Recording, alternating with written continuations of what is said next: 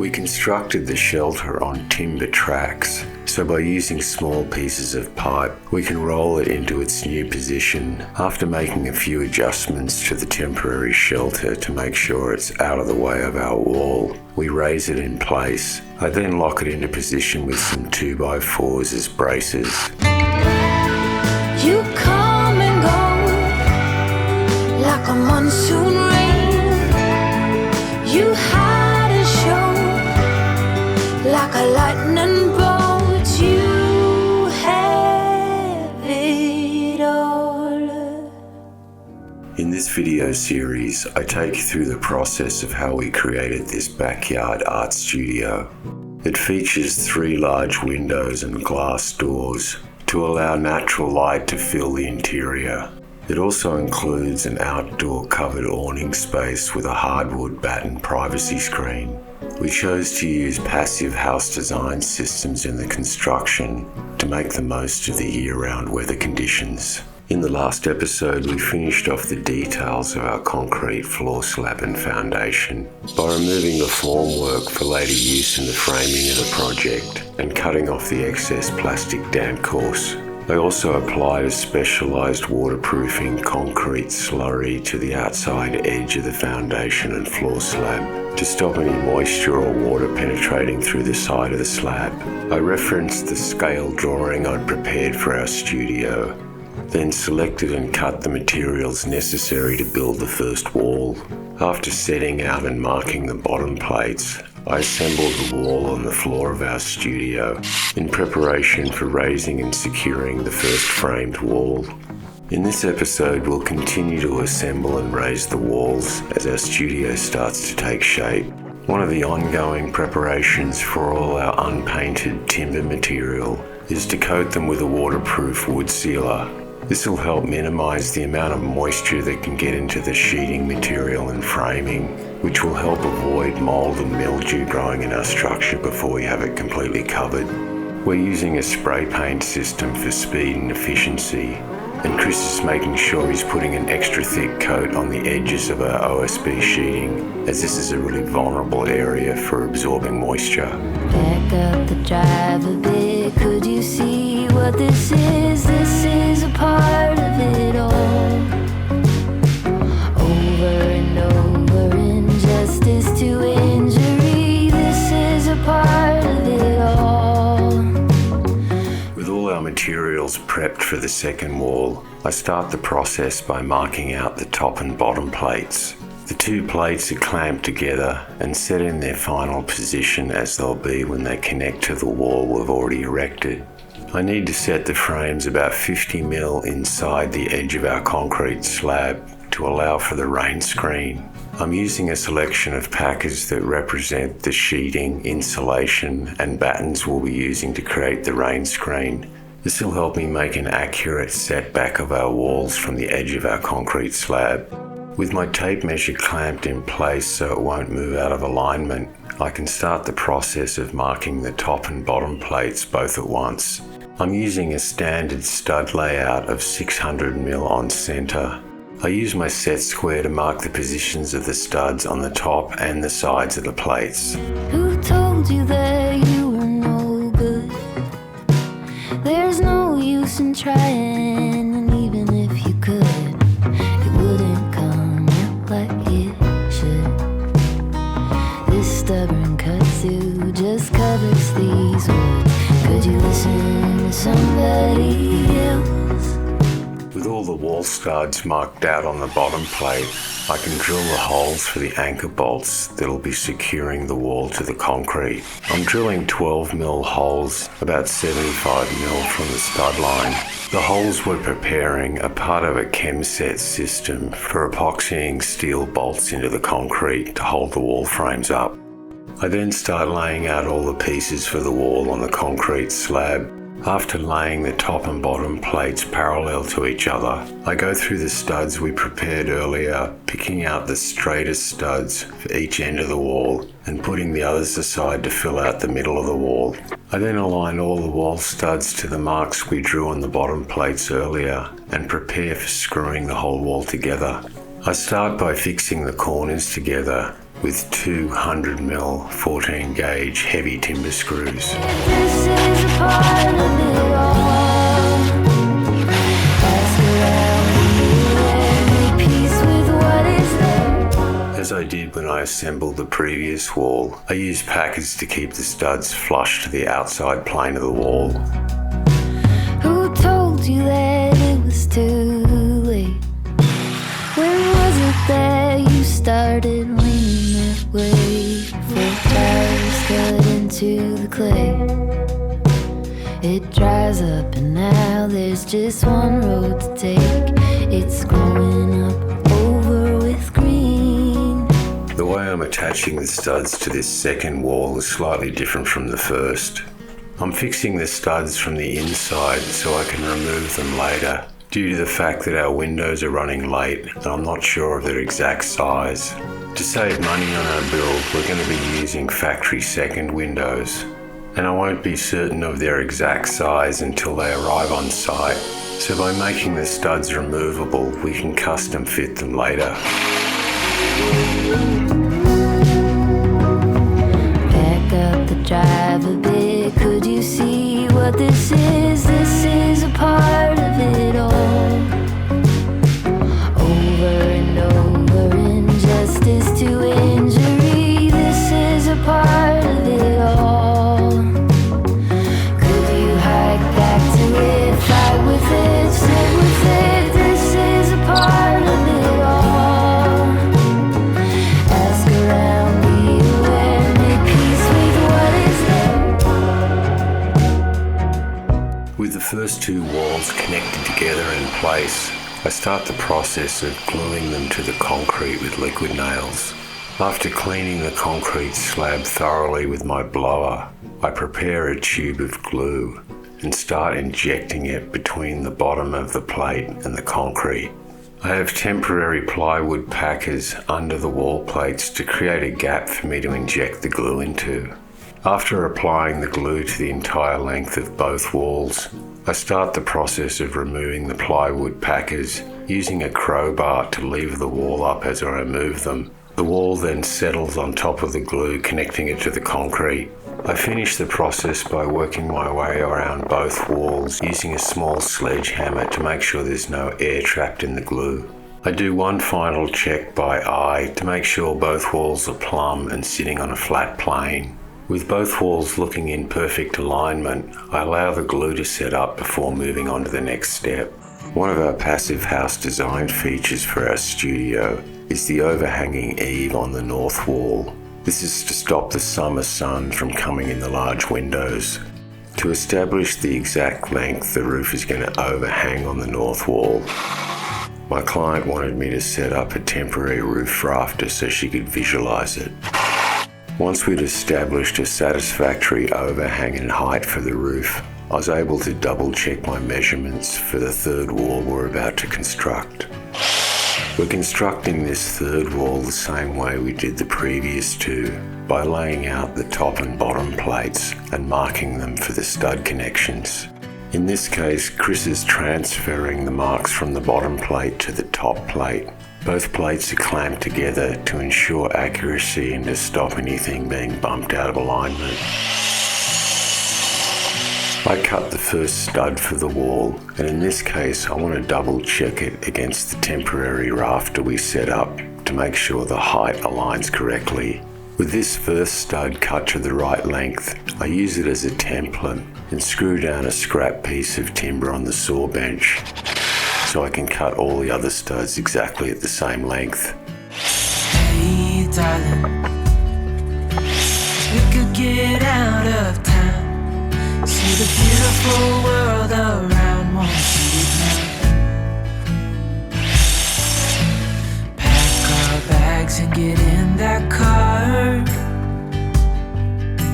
leave a little note and we'll drive real far. Let's get out, we can leave this city. The third wall is about 250mm higher than the other walls, so we have to move our temporary rain shelter out of the way to raise it.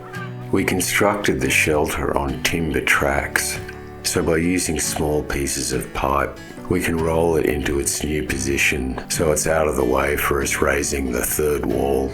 After making a few adjustments to the temporary shelter to make sure it's out of the way of our wall, we raise it in place. I then lock it into position with some 2x4s as braces. Hey, darling, you know we're gonna have a really good time, driving in the middle of the night when the stars are bright. With the liquid nails glue set solid under the first two walls, I'm going to start the process of chem setting the bolts through the bottom plates into the concrete foundation. I'm using an impact hammer drill to drill 12mm holes into the concrete through the holes we prepared earlier in the bottom plate. I need the holes to be 250mm deep so the all thread can penetrate through the timber frame, through the 100mm slab and into the concrete footing. I clean out all the holes with my blower. It's critical to remove all the dust from the hole, or the epoxy we add later won't be able to adhere to the concrete properly. You said, let me tell you everything I've seen, friends I've made, and then you tell me how you've been.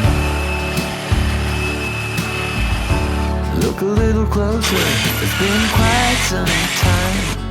You gotta let me know if I'm out of line. But there's some words that I just want to say, to put it all straight before this night turns into day, and then I'm on my way. Yes, I'm on my way. I use the 12mm all thread as a depth gauge to see how deep my holes are. I check the depth of the other holes I drilled using a tape measure to check that I got at least 200mm deep. To cut the all thread into the lengths I need, I'm using my drill to help spin the nuts on so I can use them as indicators on where to cut them with the grinder. It can also be difficult to get a nut on a cut piece of all thread, so it's easier if the nuts are already in place. I use my drill to keep the all thread spinning whilst I drag the nuts across and leave them in equal intervals. I then double check with my tape measure that they're set at the right distance. When I'm satisfied all the nuts are in the right place, I cut them into pieces with my grinder.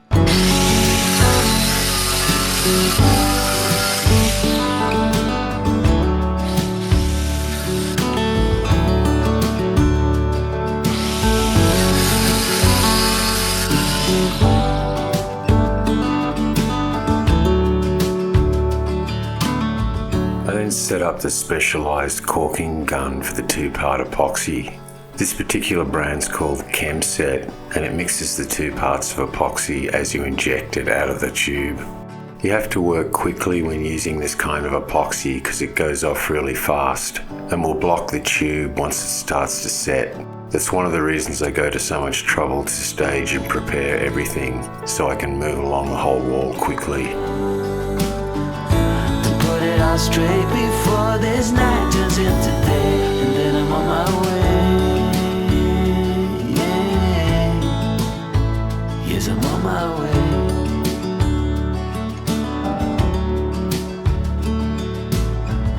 A bit naive and so eager to please. You know I played for love, but it got me on my knees. Now's the time to reap what I've sown. Your words echoing in every single bone.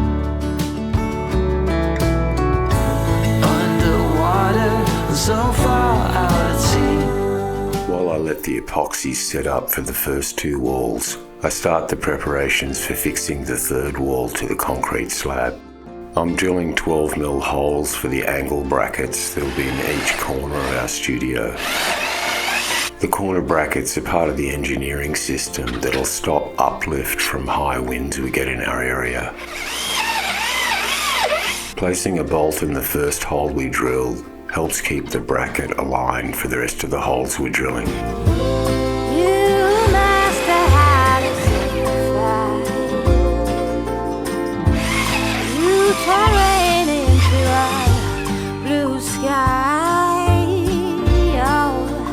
When the wind blows and the windows are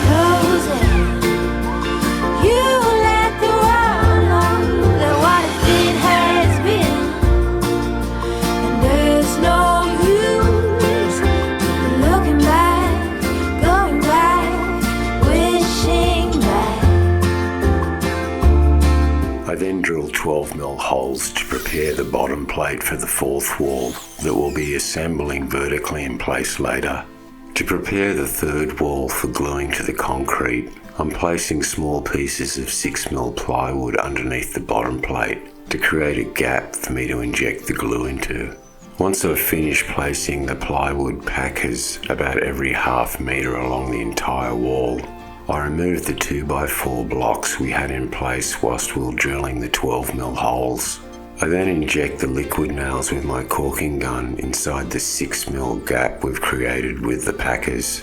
I'm creating a continuous glue bead in between the bottom plate and the concrete. Adding glue like this between the wood and the concrete creates a gasket that achieves an airtight seal between the two different materials. This helps avoid micro drafts in the final structure and is part of the insulation system of the building. Once the glue bead is complete, I use my crowbar to lever the bottom plate off the ground whilst we remove the plywood packers. The wall then settles on top of the glue. I finish off the process by using my small sledgehammer and tap it all the way along the bottom plate to remove any air bubbles that are caught inside the glue. Before the glue sets solid, I want to check the walls sitting completely straight along our concrete floor. So I set up a string line with some 10mm packers. By placing a 10mm packer under the string at either end of the wall and then another packer in the middle of the wall, that establishes that our wall is completely straight. I do one last double check by eye before moving on to gluing the final bottom plate down of the fourth wall. Like I mentioned earlier, we're constructing the fourth wall slightly differently from the other three. Instead of building it flat on the concrete and raising it, I'll be building it vertically in place. Once I've applied a generous glue bead all the way along the concrete, I carefully place the bottom plate aligned between the two standing walls. I then leave a heavy piece of timber on it to help it set up overnight. You master how to simplify. You turn rain into a blue sky. Oh, when the wind blows and the windows are closing, you let the world know what has been has been. There's no use in looking back, going back, wishing back.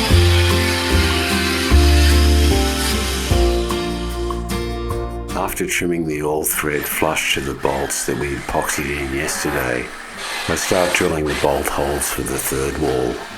Some of the bolt holes can't be drilled 250mm deep because they're running into rebar inside the concrete. When this happens, I just leave the hole shallow. In this case, the hole next to it is going to the full depth, so it's not going to matter. After drilling all the holes along the wall, I start the process of cleaning out the holes, and this time I'm using a system where I put a piece of wire inside my drill and it helps scratch clean the hole from the inside out. I then use my blower with a piece of tube attached to blow out all the dust particles. I double check the holes are clean by placing a bolt inside and removing it and taking a look at how clean the bolt comes out. Before I bolt down the third and fourth wall plates, I want to square up the three walls we have standing by adding cross braces to make sure they're completely square and plumb as we bolt the other parts of the wall down. Once the cross braces are screwed in place, I remove some of the temporary braces and do one last double check with my level to make sure the walls are completely vertical and plumb. I successfully drilled 250mm deep holes for most of our bolt connections. This is important because it's the only way the slab is connected to the footing. Because the slab is poured over a waterproof damp course, there's nothing physically connecting it to the concrete footing underneath except gravity. So by having the bolt penetrate the slab and go deep into the footing, it connects the two pieces of concrete securely. This is part of the engineering to avoid uplift due to heavy winds. Once all the epoxy is set solid and our bolts connecting our bottom plates, we'll be ready to start constructing the fourth and final wall. Join me in the next episode as we finish the walls in preparation for installing our rafters to construct the roof. Could you hike back to it, fight with it, sit with it?